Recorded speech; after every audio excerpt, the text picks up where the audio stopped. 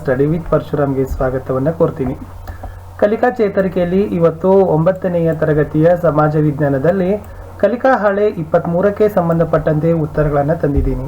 ಈ ಮೊದಲಿನ ಭಾಗಗಳ ವಿಡಿಯೋಗಳನ್ನು ನೋಡದೇ ಇದ್ದರೆ ಈ ವಿಡಿಯೋದ ಡಿಸ್ಕ್ರಿಪ್ಷನ್ ಬಾಕ್ಸ್ನಲ್ಲಿ ತಮಗೆ 9ನೇ ತರಗತಿ ಸಮಾಜ ವಿಜ್ಞಾನ ಕಲಿಕಾ ಹಾಳೆಗಳ ಉತ್ತರಗಳು ಅಂತ ಒಂದು ಪ್ಲೇಲಿಸ್ಟ್ ಲಿಂಕ್ ಇದೆ, ಅದನ್ನು ಒತ್ತಿ ನೋಡ್ಬೋದು. ಹೊಸಬರಾಗಿದ್ದರೆ ಚಾನಲನ್ನು ಸಬ್ಸ್ಕ್ರೈಬ್ ಮಾಡಿ, ಜೊತೆಗೆ ಬೆಲ್ ಐಕಾನನ್ನು ಒತ್ತಿ. ಇದರಿಂದ ಮುಂಬರ್ತಕ್ಕಂಥ ವಿಡಿಯೋಗಳ ನೋಟಿಫಿಕೇಶನ್ ತಮಗೆ ಮೊದಲಿಗೆ ಸಿಗುತ್ತೆ. ಸೊ ಏನಾದರೂ ಡೌಟ್ ಅನಿಸಿದರೆ ವಿಡಿಯೋದ ಕಮೆಂಟ್ ಬಾಕ್ಸ್ನಲ್ಲಿ ಸಹಿತ ತಾವುಗಳನ್ನು ತಮ್ಮ ಡೌಟ್ಸ್ಗಳನ್ನು ಹಾಕ್ಬೋದು.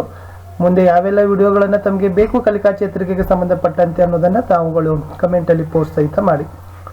ಈ ವಿಡಿಯೋದ ಪ್ಲೇಲಿಸ್ಟ್ ಲಿಂಕನ್ನು ವಿಡಿಯೋದ ಕಮೆಂಟಲ್ಲಿ ಸಹಿತ ನಾನು ಪಿನ್ ಮಾಡಿದ್ದೀನಿ. ಮೇಲೆ ಐಕಾರ್ಡಲ್ಲಿ ಸಹಿತ ಸಜೆಸ್ಟ್ ಆಗ್ತಾ ಇದೆ, ಅದನ್ನು ಸಹಿತ ಒತ್ತಿ ನೋಡ್ಬೋದು. ಶುರು ಮಾಡೋಣ ಕಲಿಕಾ ಹಾಳೆ 23ರ ಉತ್ತರಗಳನ್ನು. ಚಟುವಟಿಕೆ 1. ಈ ಕೆಳಗಿನ ತ್ರಿಕೋನಗಳಲ್ಲಿ ಫ್ರಾನ್ಸ್ ಕ್ರಾಂತಿಯ ಸಂದರ್ಭದಲ್ಲಿನ 3 ವರ್ಗಗಳನ್ನು, ಅವುಗಳ ಸಾಮಾಜಿಕ ಸ್ಥಾನಮಾನ, ಆರ್ಥಿಕ ಸಂಪನ್ಮೂಲಗಳ ಹಂಚಿಕೆ ಕುರಿತಾದ ಸೂಕ್ತ ತ್ರಿಕೋನವನ್ನು ಆಯ್ಕೆ ಮಾಡಿರಿ ಅಂತ ಇದೆ. ಮೊದಲ ತ್ರಿಕೋನ ಸರಿನೋ ಅಥವಾ ಎರಡನೇ ತ್ರಿಕೋನ ಸರಿನೋ ಅಂತ ಕೇಳಿದ್ದಾರೆ. ಆಳುವ ವರ್ಗ ಇದೆ, ಚರ್ಚಿನ ಪ್ರತಿನಿಧಿ ವರ್ಗ ಇದೆ, ಸಾಮಾನ್ಯ ಜನ ಇದೆ. ಇಲ್ಲಿ ಆಳುವ ವರ್ಗ ಇದೆ, ಚರ್ಚ್ ಪ್ರತಿನಿಧಿ ವರ್ಗ ಇದೆ, ಸಾಮಾನ್ಯ ಜನ ಇದೆ. ಅಂದರೆ ಹೇಗೆ ತ್ರಿಕೋನದಲ್ಲಿ ಬರಬೇಕಂದ್ರೆ ಮೊದಲಿಗೆ ಸಾಮಾನ್ಯ ಜನ ಇರ್ತಾರೆ, ಇವರ ಮೇಲೆ ಪ್ರತಿನಿಧಿ ಮಾಡ್ತಕ್ಕಂಥವ್ರು ಚರ್ಚಿನ ಪ್ರತಿನಿಧಿ, ಇವರ ಮೇಲೆ ಇರ್ತಕ್ಕಂಥವ್ರು ಆಳುವ ವರ್ಗದವರು. ಸೊ ಹಾಗಾಗಿ ತ್ರಿಕೋನ 1 ಅಂತಕ್ಕಂಥದ್ದು ಸರಿಯಾದ ಉತ್ತರ ಬರ್ತದೆ. ಓಕೆ, ಸೊ ತ್ರಿಕೋನ ವರ್ಗದಲ್ಲಿ ಮೇಲೆ ಆಳುವ ವರ್ಗ, ಅವರ ಕೆಳಗಡೆ ಚರ್ಚಿನ ಪ್ರತಿನಿಧಿ ವರ್ಗ, ಪೂರ ಕೆಳಗಡೆ ಇರ್ತಕ್ಕಂಥವ್ರು ಸಾಮಾನ್ಯ ಜನ ಅಂತ ನಾವೇನು ಮಾಡ್ಬೋದು, ಬರಿಬೋದು. ಇದು ಸರಿಯಾದ ಉತ್ತರ ಇತ್ತು.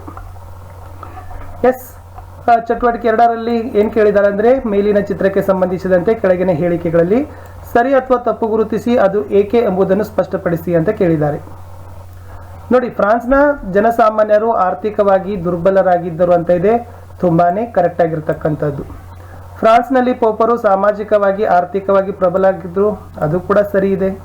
ಫ್ರಾನ್ಸ್ನಲ್ಲಿ ರಾಜನು ಕಡಿಮೆ ಸಾಮಾಜಿಕ ಸ್ಥಾನಮಾನ ಹೊಂದಿದ್ದನು, ತಪ್ಪು ಇದೆ. ಸೊ ಏಕೆಂದ್ರೆ ಏನಾಗ್ಬೋದು, ರಾಜ ಏನಾಗಿದ್ದಪ್ಪ ಅಂದ್ರೆ ಎಸ್ ರಾಜಕೀಯವಾಗಿ ಬಲಿಷ್ಠನಾಗಿದ್ದ, ರಾಜನ ಕೆಳಗಡೆ ಚರ್ಚ್ನ ಪ್ರತಿನಿಧಿ ವರ್ಗಗಳಿದ್ರು. ಸೊ ಹೀಗಾಗಿ ರಾಜ ಸಾಮಾಜಿಕವಾಗಿ ಉತ್ತಮವಾದ ಸ್ಥಾನಮಾನವನ್ನು ಹೊಂದಿದ್ದ ಅಂತ ಅಲ್ಲಿ ಕಾರಣವನ್ನು ಬರಿಬಹುದು.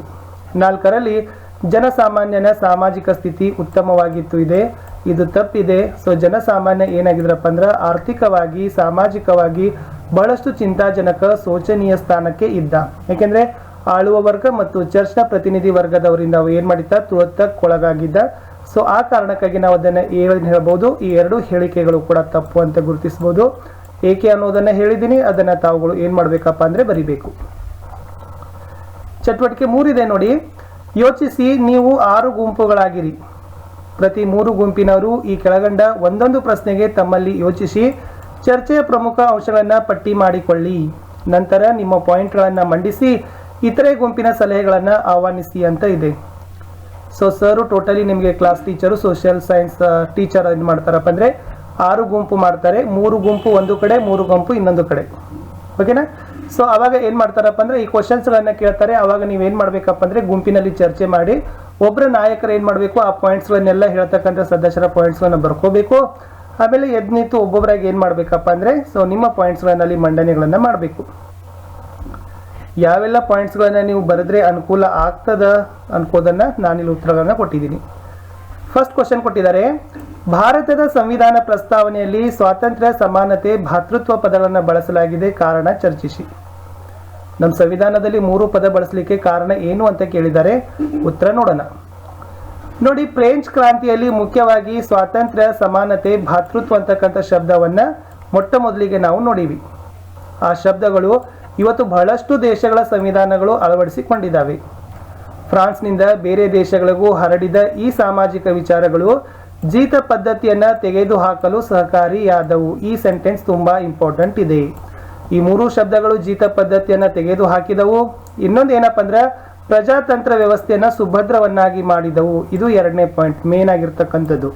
1ನೇದು ಜೀತ ಪದ್ಧತಿ ತೊಡೆದು ಹಾಕಿದವು, ಪ್ರಜಾತಂತ್ರ ವ್ಯವಸ್ಥೆ ಸುಭದ್ರ ಮಾಡಿದವು, ಮತ್ತೆ ಇತರೆ ಹಿಂದುಳಿದ ವರ್ಗ ವಸಾಹತುಗಳಾಗಿರ್ತಕ್ಕಂಥ ದೇಶಗಳಿಗೆ ಸ್ವಾತಂತ್ರ್ಯ ಪಡೆಯುವ ನಿಟ್ಟಿನಲ್ಲಿ ಹೊಸ ಆಯಾಮವನ್ನು ನಿರ್ಮಾಣ ಮಾಡಿತು ಅಂತಕ್ಕಂಥದ್ದು. ಈ 3 ಪಾಯಿಂಟ್ಗಳನ್ನು ತಾವುಗಳು ಇಲ್ಲಿ ನಿಮ್ಮ ಉತ್ತರಗಳಲ್ಲಿ ಕಡ್ಡಾಯವಾಗಿ ಮಂಡನೆ ಮಾಡಿದರೆ ಬಹಳ ಸೂಕ್ತ ಇತ್ತು.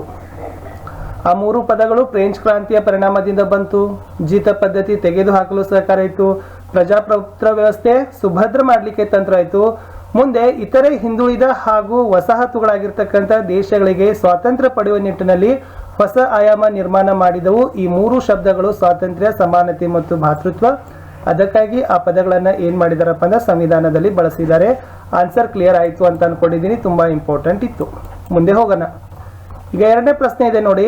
ಡಾಕ್ಟರ್ BR ಅಂಬೇಡ್ಕರ್ ನಮ್ಮ ಸಂವಿಧಾನ ಪ್ರಸ್ತಾವನೆಯಲ್ಲಿ ಭಾರತವನ್ನು ಒಗ್ಗೂಡಿಸಲು ನನಗೆ ಭಾತೃತ್ವ ತುಂಬಾ ಪ್ರಬಲವಾದ ಪದ ಎಂದು ಏಕೆ ಹೇಳಿದ್ದಾರೆ? ಉತ್ತರ ನೋಡೋಣ. ಇಲ್ಲಿ ಕೆಲವೊಂದಿಷ್ಟು ಪಾಯಿಂಟ್ಸ್ಗಳಿದಾವೆ ನೋಡಿ. ಎಸ್, ಇದು ಎರಡನೇ ಉತ್ತರ. ಪ್ರಜಾಪ್ರಭುತ್ವ ಎದ್ದು ಕಾಣುವ ಸ್ಥೂಲ ಸಂರಚನೆಯ ಮುಖ್ಯ ಶಿಲ್ಪಿ ಅಂದರೆ doctor BR Ambedkar. Doctor BR Ambedkar ಅವರ ಪ್ರಜಾಪ್ರಭುತ್ವದ ಕಲ್ಪನೆ ತೀರಾ ವಿಭಿನ್ನ ಸಮಾಜ ಮತ್ತು ಆದರ್ಶ ಸಮಾಜವನ್ನಾಗಿ ಸುಖಿ ರಾಜ್ಯವನ್ನಾಗಿ ಬದಲಾಯಿಸಲಿಕ್ಕೆ ಸಹಕಾರಿಯನ್ನ ಮಾಡಿತು. ಈ ಪಾಯಿಂಟು ತುಂಬಾ ಇಂಪಾರ್ಟೆಂಟ್ ಇದೆ. ಸೊ ಭಾತೃತ್ವವನ್ನ ಏಕೆ ಬಳಸಿದ್ದಾರೆ ಅಂದ್ರೆ ಸುಖಿ ರಾಜ್ಯವನ್ನಾಗಿ ಬದಲಾಯಿಸಲು. ಆ ಸುಖಿ ರಾಜ್ಯವನ್ನಾಗಿ ಬದಲಾಯಿಸುವ ಸಲುವಾಗಿ ಈ ಮೂರು ಶಬ್ದಗಳು ಸಾಧನವಾಗಿದ್ದವು: ಸ್ವಾತಂತ್ರ್ಯ, ಸಮಾನತೆ ಮತ್ತು ಭಾತೃತ್ವ. ಇದರ ಅಡಿ ಮೇಲೆ ಪ್ರಜಾಪ್ರಭುತ್ವ ನಿಲ್ತದ. ಇದು ಒಂದನೇದು. ಇನ್ನು ಎರಡನೇದು ಏನು ಕೊಟ್ಟಿದ್ದಾರೆ ಅಂದ್ರೆ, ಪ್ರಜಾಪ್ರಭುತ್ವ ಅಂದ್ರೆ ಸರ್ಕಾರ ಒಂದು ರೂಪ ಅಂತ ಅದು ಹುಟ್ಟಿರ್ತಕ್ಕಂಥ ಪ್ರಾಚೀನತೆಯಿಂದ ಇಂದಿನ ಆಧುನಿಕತೆವರೆಗೆ ಕಲ್ಪಿಸಿಕೊಳ್ಬಹುದು. ಆದರೆ ಪ್ರಜಾಪ್ರಭುತ್ವ ಕೇವಲ ಸರ್ಕಾರದ ಒಂದು ರೂಪ ಅಲ್ಲ, ಅದು ಸಹಬಾಳ್ವೆಯ ಸೊಗಸು ಮತ್ತು ಅನುಭವವನ್ನ ಪರಸ್ಪರ ದಟೈಸುವ ಒಂದು ಜೋಡಣಿ. ಈ ಒಂದು ಸಾಲುಗಳು ಕೂಡ ತುಂಬಾನೇ ಇಂಪಾರ್ಟೆಂಟ್ ಇದಾವೆ. ಓಕೆ, ಇಲ್ಲಿ ಏನಿದೆ ಅಂತಂದ್ರೆ ಪ್ರಜಾಪ್ರಭುತ್ವ ಕಡೆಗೆ ತೋರುವ ಗೌರವವಾದ ಭಾವನೆ.